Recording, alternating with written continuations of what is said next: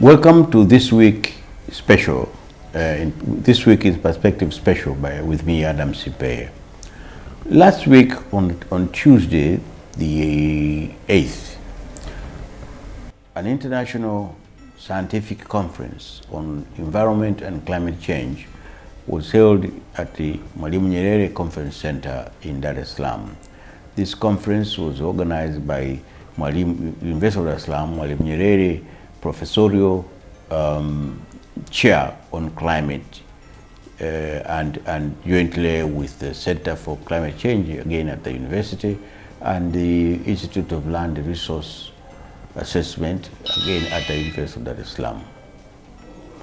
Now, this conference was formally opened by Vice President's Office, Minister of State for Environment and the Union, Honorable George Simbachawene.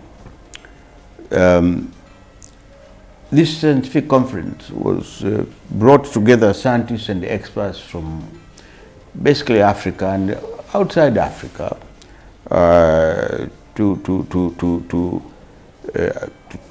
as well as high-level policy decision makers to exchange ideas, information on scientific issues concerning environment and climate change. And the theme for this conference was Towards Climate Resilient Society for Desired Sustainable Futures in Africa. So this was an opportunity for participants to share information, to identify areas for further research and enhancing resilience to climate change in Africa. Now, we are privileged today to have with us here on this special program Professor Pius Yamba, who is the chairperson of Mwalimu Nyerere Professorial Chair on Climate Change. He will tell us more about the conference, what the purpose was, and what they have achieved in 3 days, and how useful the conference would be for all issues of climate change and environment. Professor Yamba, welcome to this special program. Thank you very much, Mr. Simbe. Now, viewers, you will note that we are not really in the same situation where you have all the gadgets relating to This Week in Perspective, because this is a special program. So I hope you will understand it. Now, Professor Yamba, would you mind telling the viewers and the general climate change stakeholders, what was this meeting all about? And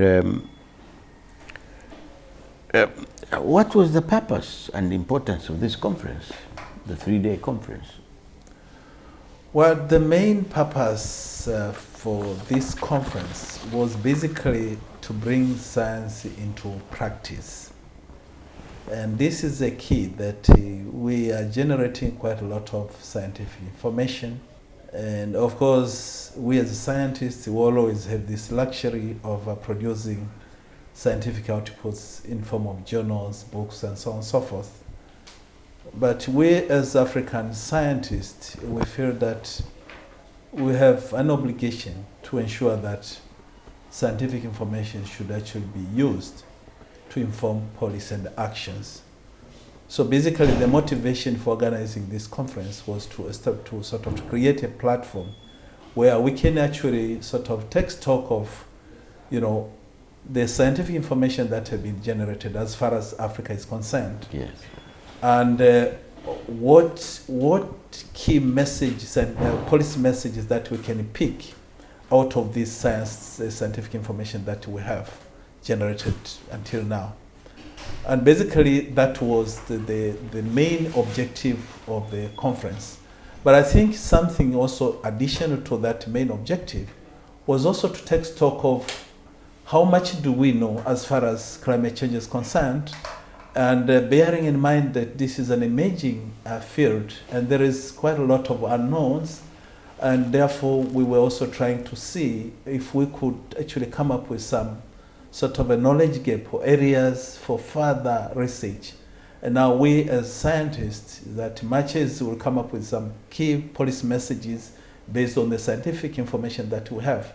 But we still need to work further so that we can continue generating additional information that could further inform our policy and actions. So basically, we aimed at really taking stock of the sort of the state of the art as far as climate change information is concerned, and how can that help in the development process with the climate change lens. Okay, did you take stock? Oh yes, well, much as 3 days may not seem to be enough, and of course one would wish to have much longer time, but of course there are set of other constraints, resources, but also people are quite busy. So, but we tried our best to come up with, a good set of key policy messages that we feel we can confidently share with the policymakers.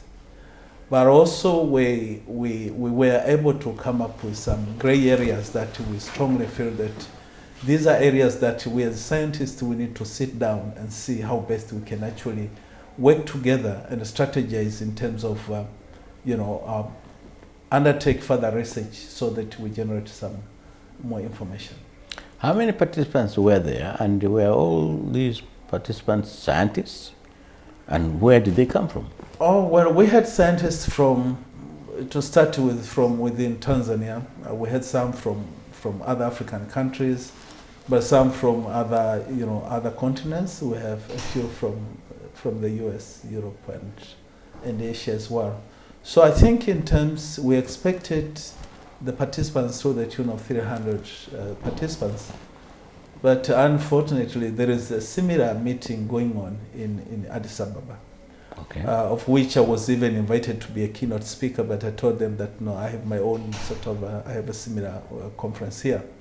But nevertheless, number may not matter really, but I think we were able to get something around 150 or so participants, and a few from civil society organizations and some from the government. Some stakeholders. Yes, exactly. So the discussion was quite vibrant, and we had very good facilitators.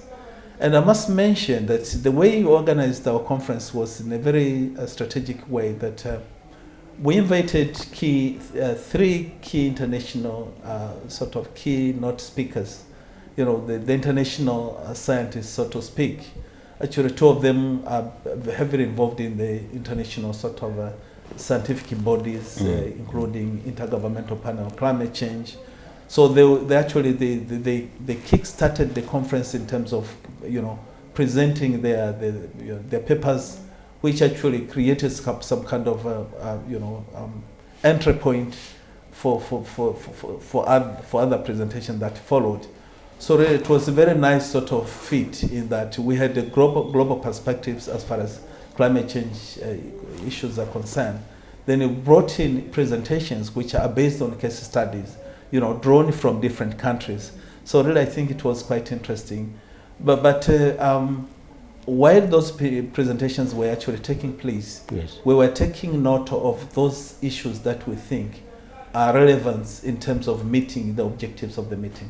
How difference can we do in terms of planning, in terms of undertaking development activities, keeping in mind climate change is a challenge that may actually compromise and is already compromising our development efforts.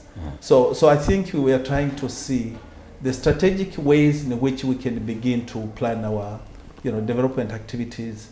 And of course, what came out of the meeting was how do we get funding from the donors? Because it should be seen that climate change, this is an additional stress factor, and our contribution to this problem as Africans is actually very minimal. But we are the most affected ones.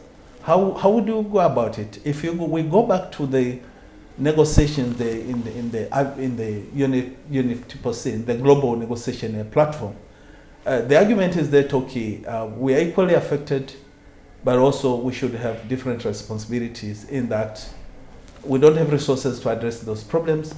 So the polluters, those who have created the problem that we are facing now, should give us resources so that we can... Should contribute more. Exactly. To compensate yes, for the... Yes, exactly. But I think the question that came out was that, okay, we are suffering. How long should we wait until when we get money from these, from these climate change funding portfolios? I think the answer was that, okay, you may realize that you have been poisoned by someone, and you have the obligation to say, well, I think that person should take the responsibility to take me to the hospital. But if you wait for so long, for him to come and take you to the hospital, maybe it may not be wise to do that. So the point is that, okay, what can we do with our own resources? And I think one of the discussion that came out of the meeting was that, okay, can we still do the planning or other planning development activities with the climate change lens? In other words, we may, in some cases, we may probably we may not need an extra sort of dollar, but rather molding our plans in a manner that we accommodate, climate change responses in the planning process, including commitment at the government level. Exactly. So I think that was one of the issues. But obviously there are quite a lot of other issues that came out of the meeting. Is the issue of coordination. We are saying that if we look at the way the planning process that we have in this country, we have these sectoral ministries which do plan independently. If it's the Minister of Agriculture, for example, the plans are more looking at agricultural issues. But we have plans in other sectors as well. But basically, if you go down to the grassroots, all those plans actually, they are addressing a stakeholder, that particular stakeholder. But how do we ensure that there is integration in the planning process to ensure that actually in the course of integrating these, these sectoral plans, then we'll bring in climate change as one of the components in the planning process. But those are the issues that we thought we can take up further for further discussion by the planners and the policymakers, and see how best we can actually begin to address these climate change challenges, maybe, using our own sort of planning structures, with the mindset that issues of climate change impacts have to be taken on board. Was there an opportunity, for example, to cite what exactly is happening in Tanzania? I mean, you are the host. Now, of course, one can assume that you are participants from outside the Tanzania are knowledgeable and aware of what is happening in their own countries. So they would have loved to hear what is actually happening in Tanzania. Did you have that opportunity to tell them? Yes, we did. And actually it was clearly reflected in a number of presentations that were made, from the Tanzanian researchers themselves, but also from other countries in Africa. And there are vivid examples which show that the temperature is increasing. And likewise, rainfall pattern has been changing, and making it very difficult for the smallholder farmers to, to perform their farming activities. One is that we are now seeing the frequency and the magnitude of extremes, taking place on this continent, meaning that we are seeing severe droughts occurring more frequently. We're also seeing extreme, flooding taking place, and these obviously are affecting both livelihoods of the communities. For the case of flooding, destroying infrastructures, and of course even the temperature increase itself is causing a lot of problems, affecting rangelands. For the livestock keepers, water bodies are shrinking.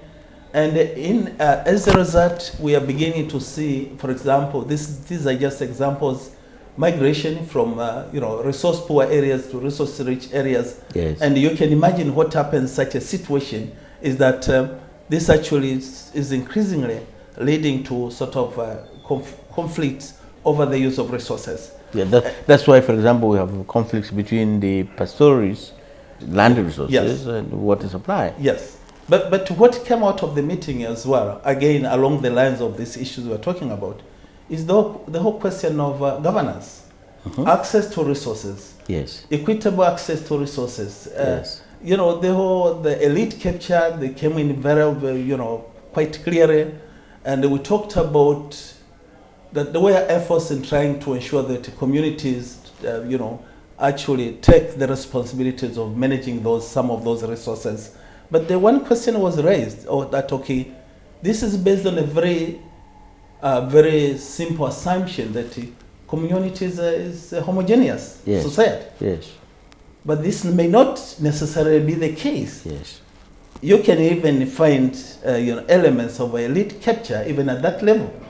That there are few who are likely to have access to resources than others. Yes. And this creates more problems and more tensions, Yeah. and especially in a situation where these resources are dwindling because of either temperature increase or short rains and so on and so forth. Yes. So there are quite a lot of examples that one can pick, and you know, just to demonstrate how serious this matter is.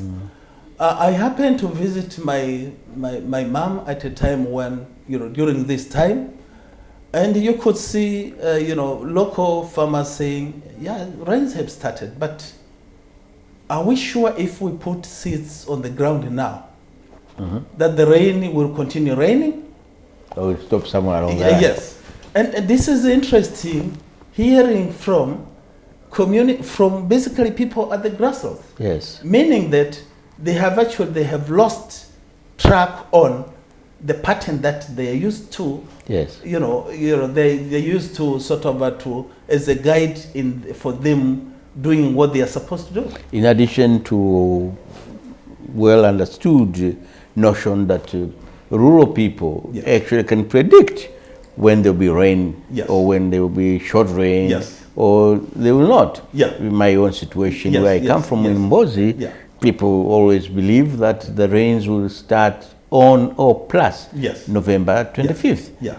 But if they don't, they'll tell you Yeah. something has happened. Yes. So does that understanding come in, and you are being accepted as the people are aware of climate change? In the language that scientists speak. Yes. But I think they can give you a reflection of the changes that they are considering to be different from the normal pattern. Yes. And I think that is what we're actually considering, what we are treating it as a climate change. Okay. So, very quickly, do you think, you think the anticipation of the outcome of the meeting, of the conference, the 3-day conference, were met? And were you satisfied as the organizer? Yes. I must say that basically, personally, as the organizer, happy. One is a set of messages, set of policy messages. Yes. And another one is a set of knowledge, I would say areas for further research. Yes.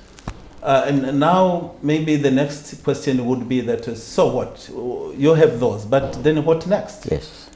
I just wanted to say that we are considering actually now going to the next level, and that is to try to see how best we can now share this policy message to the policymakers for discussion, for inputs. I'm sure we'll get quite a lot of also inputs from them. Yes. And our role will be more of facilitation or providing technical backstopping, but basically they will be on the sitting, on the driving seat in terms of really deciding which elements they find them to be relevant in terms of informing policy review, policy reform, or actions on the ground, because there are some recommendations probably which may not require, incorporating the policies, but rather, at least influencing change in the way we do planning and all those kind of things. Yes. But then, so we have already made that sort of provisions, and I'm really looking forward to that kind of in such kind of a session. But we want to go further. We also have we are considering having a session with the parliamentary standing committees for the same purpose. Over Parliament? Yes, exactly. And I'm assuming these other participants from other countries may wish. I'm assuming they will also wish to take a similar path. Yes. That's very important. If we could submit it to the parliamentary standing committees as well, because basically those are the ones who are making decisions on a number of issues. Yes. And we may not be able to accommodate. We have not yet decided on the modalities on how that will be done. Yes. But obviously, it will be interesting if we could bring in, for example, a committee, the key committee, that is committee responsible for environment, natural resources, but also a planning and finance committee, because money is involved. Yes, because we are talking about the impact of climate change, and we can look at it from the economic point of view. Yes. If this flooding are destroying infrastructure, and we invest a lot in terms of putting those infrastructures in place. Yes. Now, how preparedness can we make to ensure that we don't actually end up, replacing the damaged infrastructure? And I think those are the kind of messages that, the minister responsible for finances would like to hear. But likewise, we're talking about planning, because, what is now coming up in most of the discussions, as far as the policy influence is concerned, is that we are talking about mainstreaming climate change in the sectoral planning, and in our education system. Yeah, actually, that came out very clearly, yes. And then it was very interesting. Even the guest of honor brought up very clear that yes. I think we should not look at addressing the problem that we are facing now. Yes, I think we have to be fair to the future generation. Yes, because I think it would be very unfortunate that the future generation that if we will inherit a situation where everything will be in a chaotic state. Yes. So we have the obligation to see to it that we maintain, we restore the ecosystems and the environment yes. in a manner that the future generation can inherit for their own sort of prosperity as well.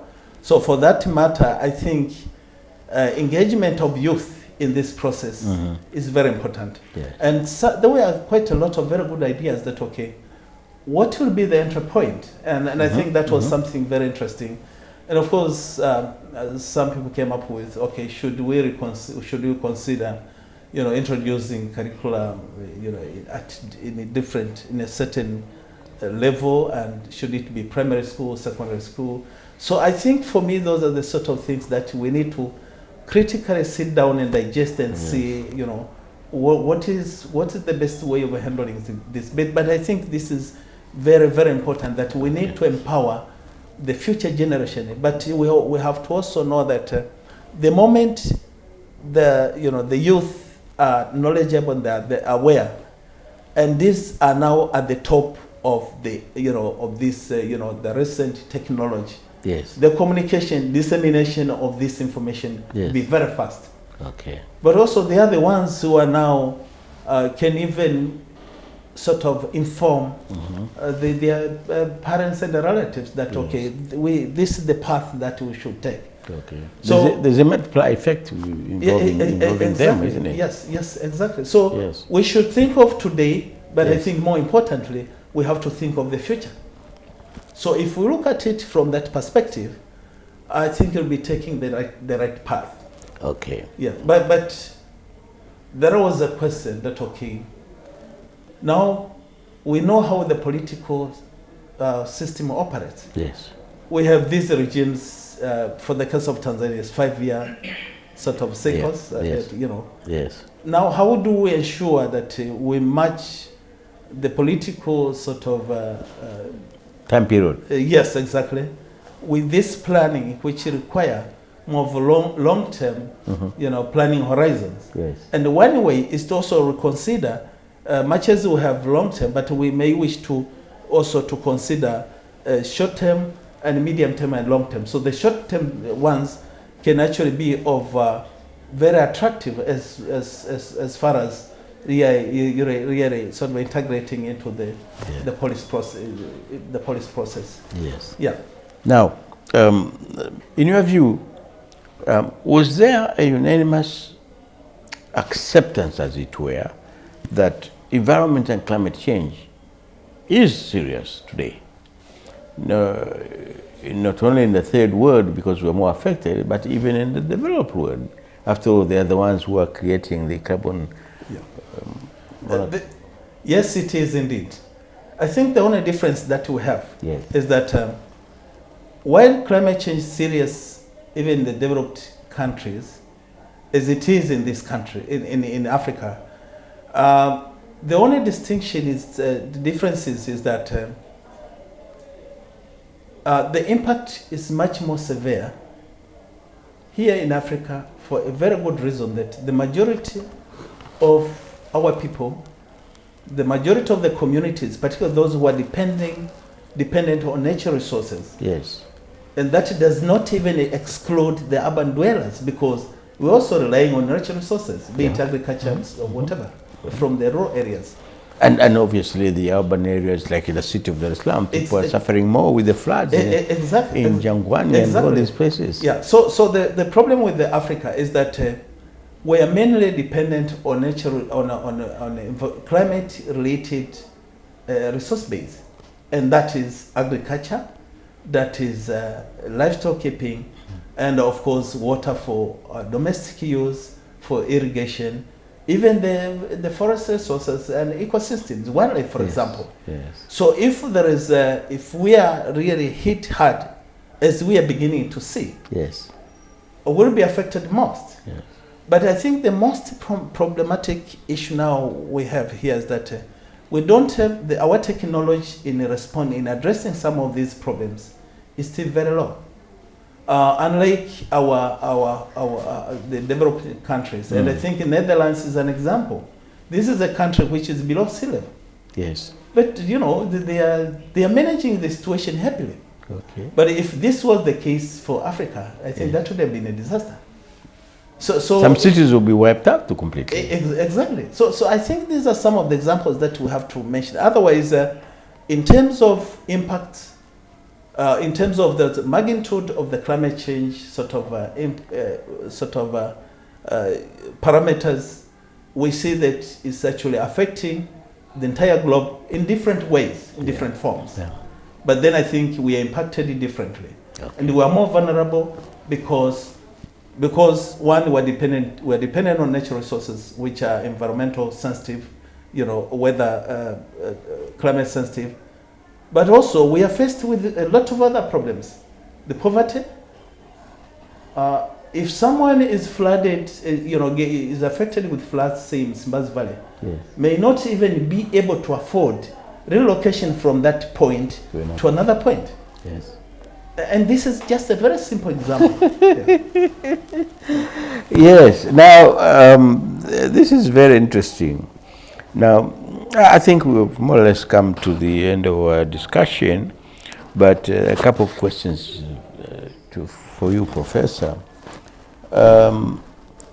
So, it's not an assumption. We've heard from you that the conference was a success, and you came up with the strategies and all that. So, what next? Yeah, well, what next is to have an audience with the decision makers. Yes. Where we are going to table the deliberations from this meeting. Now, from the policy point of view. Yes. But now, we scientists, we have a task ahead of us to sit down and actually come up with the very concrete, key scientific questions that we ought to address. And we should go further and actually search for resources that could facilitate us in doing that work. Okay. Yeah, so, but equally important, I should mention that we need also to do justice to the scientists who have submitted their papers. So what we are intending to do is to actually sort of synthesize and produce them in form of either journal scientific publications or books which can be published, in the reputable publishing houses. And we are also doing that for very strategic reasons. You are aware of this international scientific body dealing with the climate science. Yeah, the byproduct of the Paris climate change exactly. Agreement. Yes, exactly. So this is a body which actually sort of does the scientific synthesis globally. And what I happen to be, I'm actually the vice chair of that organization. Yes. And what we actually we are confronted with in most of the assessment is that there isn't much information in Africa, and simply because either there has not been much of the research. Even some of the research that has been done is that the research findings have not been published in the journals that actually have the credibility to be cited as credible source references for that matter. The international politics. Yes. But I'm emphasizing on this because there is another sister body called United Nations Climate Change, UNFCCC. Actually, there is this Conference of Parties, meeting every year. Basically, this is a political wing where now they discuss in terms of coming up with a set of interventions from the global perspective. Yeah. Now, in that negotiations, actually the guiding sort of a point should be based on science. So if we don't have much information in Africa, yes, we'll end up raising our voices. But if we're asked, okay, do you have any basis for the argument you're putting forward? Okay. Then it might be difficult for us to argue our case. Okay. But if we really have a good stock of information, then we can argue our case and say, look, we affected this much, and therefore we need the developed world or the international community to sort of to support. Yeah. Because the magnitude of effect is so much. But if we don't have that information, this is difficult. Okay. We may end up actually making reference to to the set of information which have been generated in other endowed countries. Yes. I don't want to mention the names. Those are the areas where you see that if you are to talk about information about Africa, you'll definitely get information with the experts who come here and spend 5 days and he becomes an expert. Yes, exactly. So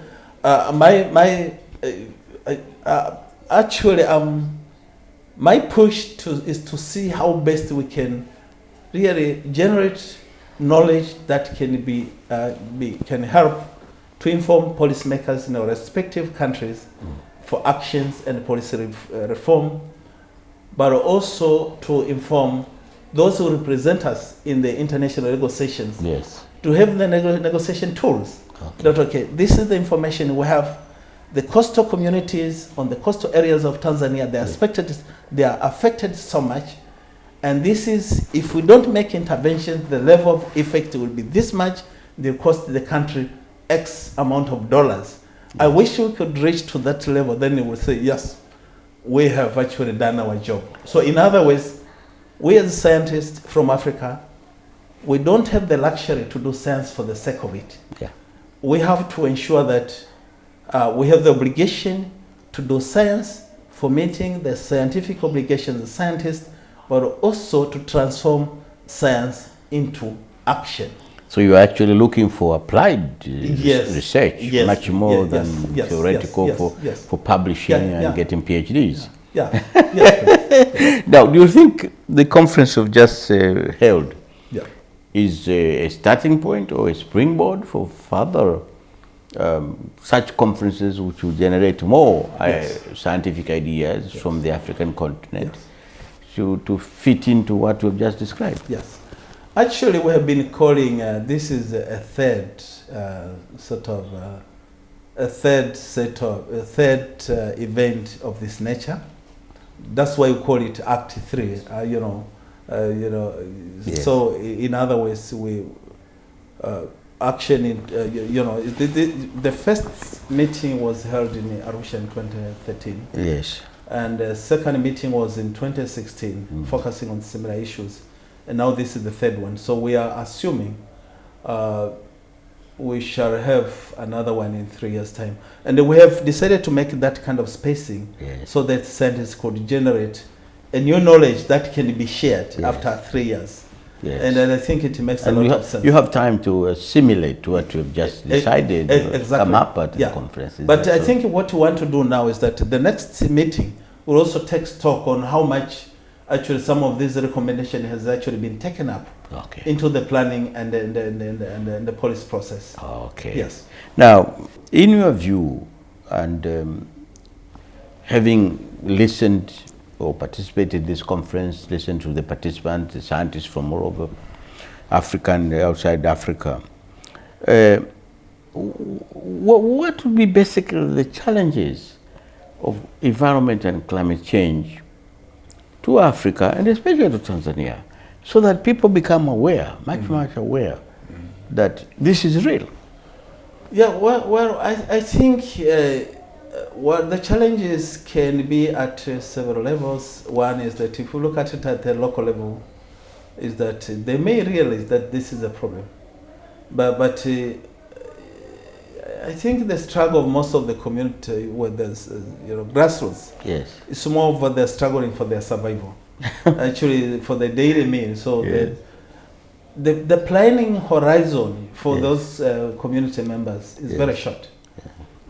So in other words, if someone is hungry, even if he's aware that cutting trees can be a disaster in the long run, but that at that particular moment that may not matter for him or her. It doesn't matter, you can cut 1 or 2 trees as long as you sell and get money to survive. Yes, that's the issue. So I think the poverty trap, this is one, I would rather like to put it that way. It's one issue that we need to seriously think about it. Okay. But I think the other challenge that we also see is that we are talking about enhancing, promoting communities' livelihoods. We want to enhance the community, people's wealth. Yes. But at the same time, we are trying to manage the ecosystems. Yes. But we're also realizing that the communities are depending on those ecosystems or goods and services for their livelihoods. How do you create a win-win situation in such a vicious cycle? Exactly. I think this is quite I would say it is an intellectual question that we may wish to. It requires its own sort of debate. Yes. But now at a national level, now there are quite a lot of activities that the country may wish to do, and then of course our government and the leadership of president and the former presidents as well have been working very hard in trying to address the issue of the climate change as well. Yes. But we must admit, require a lot of resources.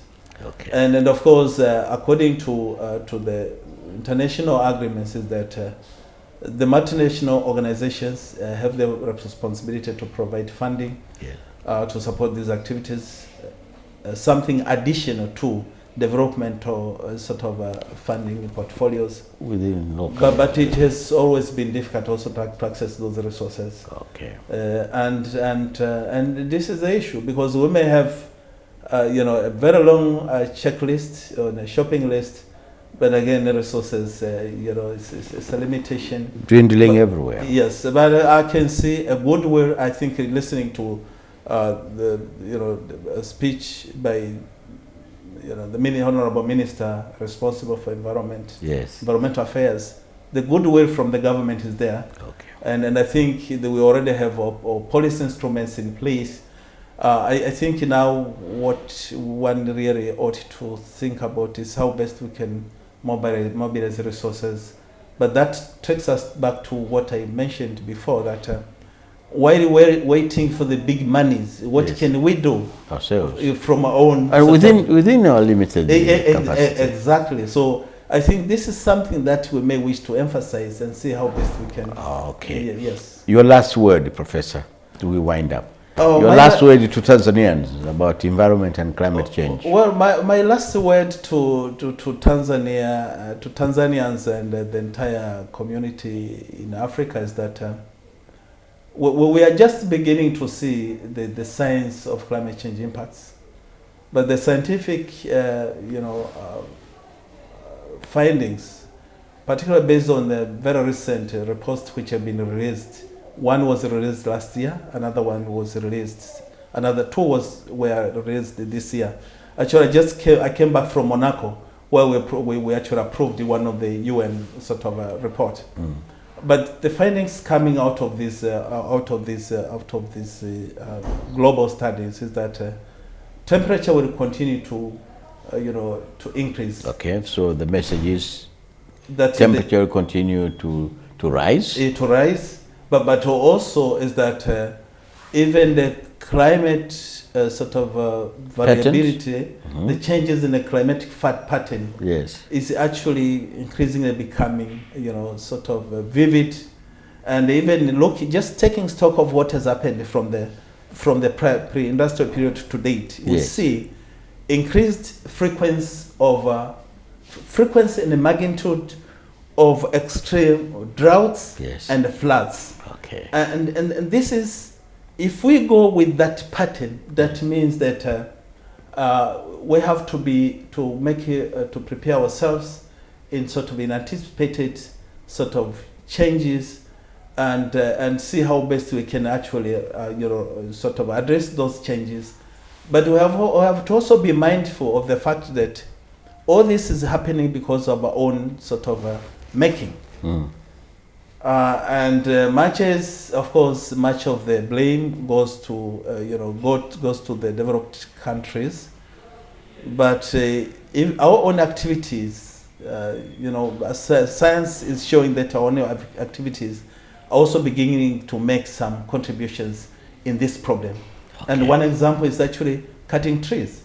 Deforestation, much of which is taking place in the tropical regions, is contributing substantially to the carbon dioxide emissions, which is now promoting or enhancing, global warming. Thank you, Professor. Thank you very much. I couldn't thank you more than what I've just said. Thank you very much for your contribution to the understanding of the issue of environment and climate change, and particularly to the scientific conference which took place in Dar es Salaam. And your last word and the challenges, of course, I hope the powers that be, which you started saying, that you feel there's an understanding from the presentation, from the paper, or from the statement from the Honorable George Simbachawene, who is the Minister of State, Union and Environment in Vice President's Office. At your conference, if it's anything to go by, there is some commitment from the government to do something. And let's hope the scientists will continue to do research, applied research for that matter, to help policymakers and decision makers to realize that environment and climate change are serious and they should be taken seriously in their planning process. But for the ordinary Tanzanians, be careful. Don't tamper with the ecosystem, the environment, the trees. Otherwise, you will compound the problem of climate change. Thank you very much, Professor. Okay. Viewers, that's all we had from me today. Until next Monday at the same time, on behalf of Professor Pius Yamba and TBC television crew, thank you, viewers, and goodbye. Thank you, Professor. Nashukuru sana.